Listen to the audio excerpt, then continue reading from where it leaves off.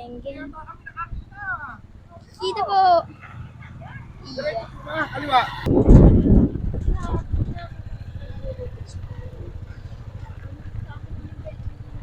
Pressure lang dito, no?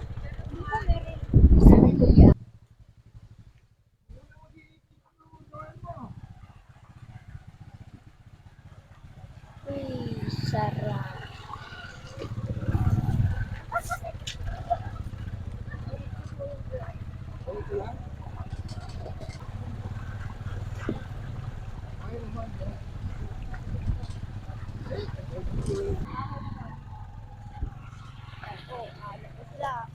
Ayan po.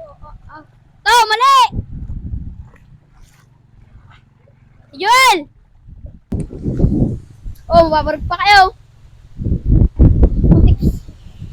Baka muna, titalian. Sila mo baro.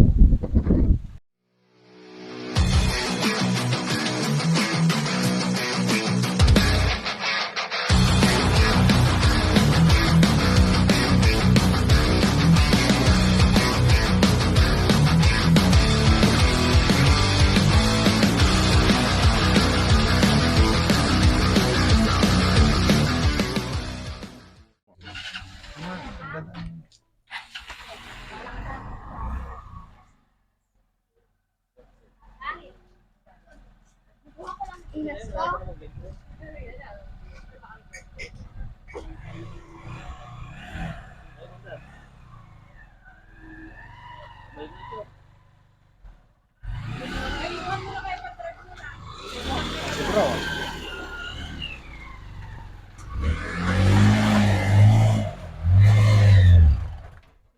Ay, tutulak natin. Bigyan muna sa expert. Bumaba ka na muna. Tanggapin mo na dahil tayo ng pamangkin mo.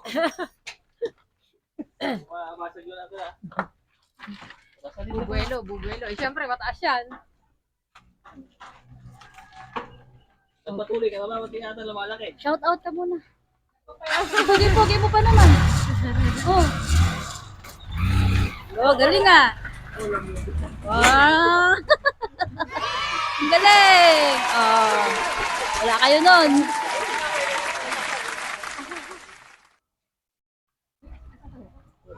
Galing tamang niyo.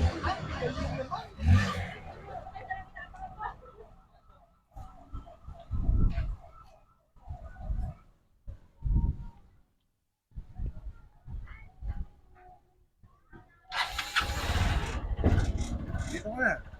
Saan ako? May gagamit kami ng 1x3. 3 wheels. 1x3, hindi 4x4. Dito. Yung videographer ko.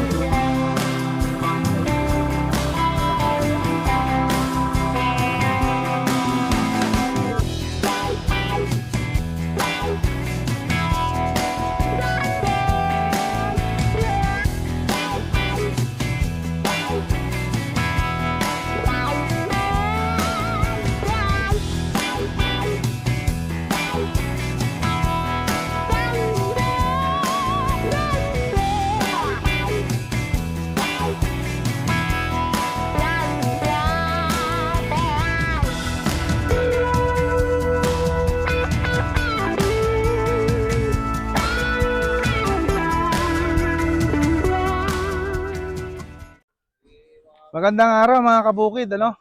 Nandito po tayo ngayon sa Barangay Marikit at bibisitahin ko po yung ginamitan ng ating CHC product na sibuyas. Kaya lang, nakaagaw pansin po ito sa akin, itong sibuyas na ito na nagkamali ho ng lagay ng herbicide yung may-ari po nito, no? Instead na light herbicide lang na mga pangsibuyas, ay naikanaho matapang na herbicide. Kaya ito ho nangyari.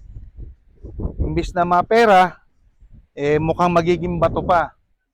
Yan ho yung palagi kong sinasabi sa vlog ko, na kung gagamit kayo ng herbicide, ay tanungin nyo po doon sa mga agri-supply, no? Kung ano ho ang pwede sa inyong halaman. Huwag ho kayo banat ng herbicide. Kasi yung mga herbicide, marami pong klase yan. Meron po tayong herbicide na pangkugon, pang mais, no? Pang sibuyas, pang pechay, pang kamatis, no? At iba't iba pang halaman. Kagaya po nito, ito po hindi biro na ang ginagastos ng may-ari ng punlaan na ito. Sa buto pa lang po mga kabukid, 2,500 na po ang isang lata. Palagay ko mga 2 lata ho ito, di 5,000 na mahigit. Ito ho ay tinarbaho pa, nagbayad pa ng labor, nagbayad pa ng mga tao para maging ganap na taniman ganap na punlaan, ano? Ang nangyari, nagkaganito. May mabubuhay naman ho dyan, mga 20% siguro ang magtutuloy.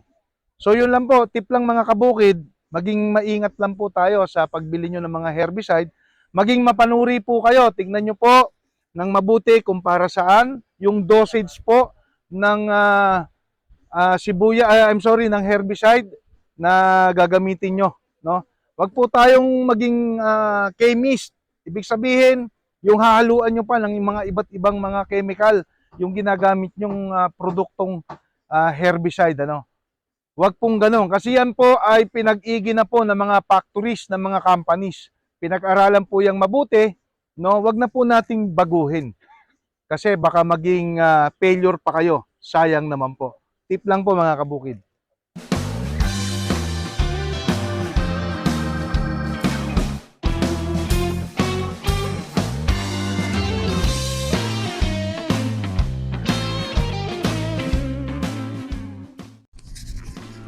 So ito mga kabukid, ano, nandito na po tayo sa punlaan ng sibuyas ni tatay, ano. Tay, ilang araw na po ito? Itinula kapatid. Opo. Ano, ilang araw na to? Ilang araw na? Nakalimutan ko. Ikaw. So November 21. So ito pala ay mag-iisang buwan na. So mag-iisang buwan na. Oo. So ayun ang sistema, medyo parang late. Nahuli siya, no? Nahuli ng dating. Pero ito po yung na-spray nyo na ng ating produkto.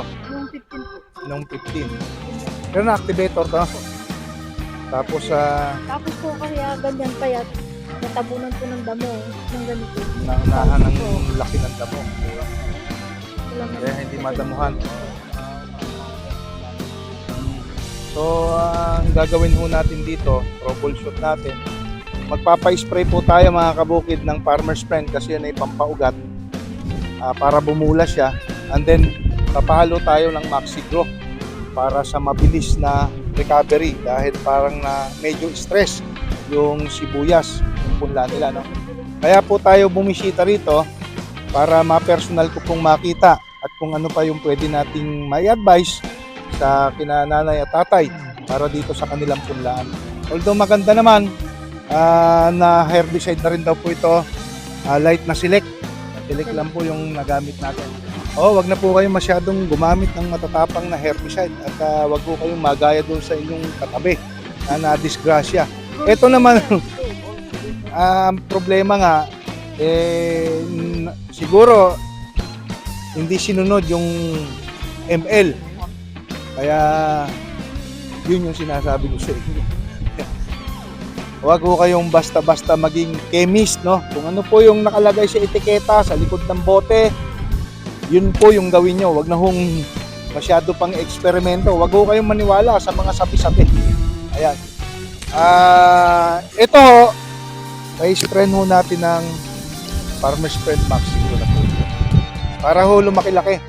At sa kabilang linggo, kung loloobin, mabalikan ho uli namin ito. At makita natin yung improvement ng ating produkto. Although maganda naman yung sa baba, ano? Maganda sa baba. Ito po mga kabukid, oh. Bali, ilan lata po ito, sis? So, 12 lata, bali 6 na kilo. 6 na kilo na Red Pinoy. Red Allium. Sana, dapat kayo nalang bumili nung natirang punla nila Sir Rizagani. Shoutout Sir Rizagani, Boss Kanyo, no? Kuya Omi, yan. O, nandito tayo ngayon sa Barangay Marikit. O, maganda naman ang sibuyas nila. Dito sa baba, medyo malago. Ayun, lalo na yung kabilang yan. Oo. So, doon na po kayo kumukuha ng tubig din? Hindi. Ay, hindi kayo kumukuha ng tubig dyan. Yan po nanggagaling pero makina. Oo nga, higop. Gastos din sa gasolina. Wala ba kayong access ng kuryente dito? Wala. Kasi yung ibang mga kliyente ko po, kagaya po ni Sir Sagani, nag-engage na po siya, no, sa dimotor na makina, tubig. Kasi mahal po diesel. Meron naman tayo, mahal talaga diesel. So, ayun. So, mas mahal yun. Gasolina dahil sa parang 7 yata, 59, gano'n, sa Kabanatuan. Ayun, ito malayo. So maganda tong kabila, oh. Maganda. Parang nauna yata sila.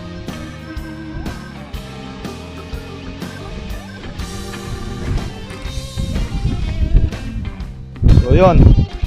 Ano na hong nagawa nyo rito, tatay, na isabog na abono? 14.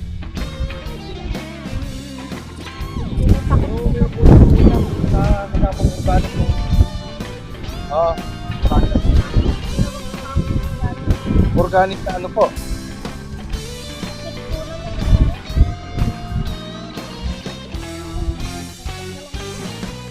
Ito ho ay kailan ho kayo nag-abono? Isang linggo pa lang. So yung schedule ho ng patubig ninyo, mano-mano po ito. Mano-mano. Oo, mano. Pero bala ko po na po yung patubig. Kasi, yun nga nasabihin ko sana, dapat yung lupa, dapat basang-basa na. Dahil sa ganitong stage, mag-iisang buwan na siya, dapat makahapon. Pagka natubigan nyo po sa kabilang linggo, tubigan nyo uli. Pagka natuyo, mga after 10 days, pagka natuyo, tubigan nyo uli. No? 10 days para yung basang-basa, kung pwede, yung basang-basa na para mas bumula siya. Pero ito po yung para matuloy. Oo. Pero pa-i-sprayhan ko na sa inyo ito kung kaya nyo ho bukas ng umaga ng Maxi Growth at Farmer's Friend. Tinutunaw na lang po. Pero tunawin nyo ho ng mabuti. Ito na may ubra na sa isang karga. Sobra pa nga yata rito. 2 karga. O 216. Ayun mga kabukid, yung binigay kong advice kina nanay at tatay, ano? Para medyo bumulas po itong ating sibuyas na ginamitan ng ating CHC product. So update po tayo. Update ko po kayo sa susunod. May kaibahan na po ito. Yan lang po muna. Shoutout sa lahat ng aking baka may mga babatiin pala kayo. Nasa Japan naman po yun. O di, patiin natin. Joses, andito ako. Pina-interview ko itong si Boss natin. Shoutout po sa inyo dyan sa Japan. Saan po ba sa Japan? Sa hindi ko po alam, dyan sa Japan.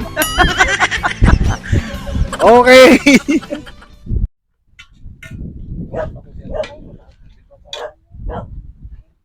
Yummy. Alam mo ba yan? Biya yan. Hindi ko alam. Special thing isda yan. Ha? Tsaka yung isa, yung ayungin.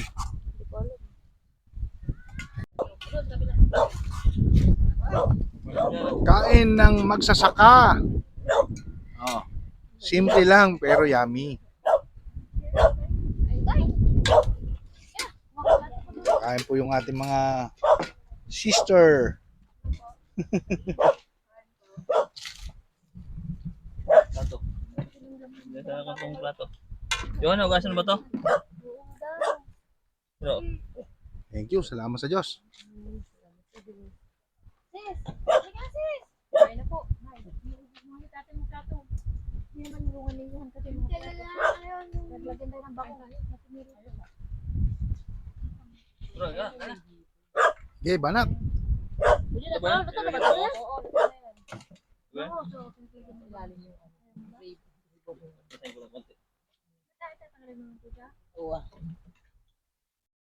O, ganyan kasimple.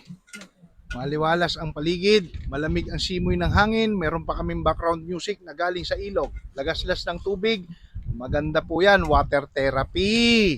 Ayan, sa umaga, napakaganda po rito. Bakit? Yung tinatawag nating negative ion. Ayan, ha? Maganda sa katawan yan. Fresh. Op. Napakasarap ng hagod na yan. Marunong na ako mangain yan, Brad. Huwag kang mag-alala. Yung dangin doon pare. Sinalim ako, kita ibon ng ano ko. Brad, nag-iisa yung sili mo, malungkot yan. Doblehin mo ah. Kain na, kain. Tatay bro. Oh, Kaya na po tayo. oh kain na. Okay. Ano naman to? Kain. Daging na sinarito. Ayos yan. Kaya na po kayo. Oo, Kaya tayo. babanat na. Oh, Kaya na po kayo. kain na muna kayo. Sige, akong susunod. Ito na lang natin lahat ng tira. Kain na na.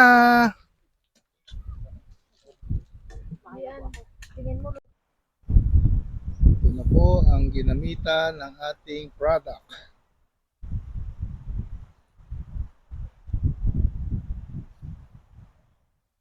Na-activator po ito. Na-sprayhan na rin po natin ng Farmer's Friend. Ang ganda ho ng tanawin. Yan po sila kumukuha ng kanilang pinandidilig.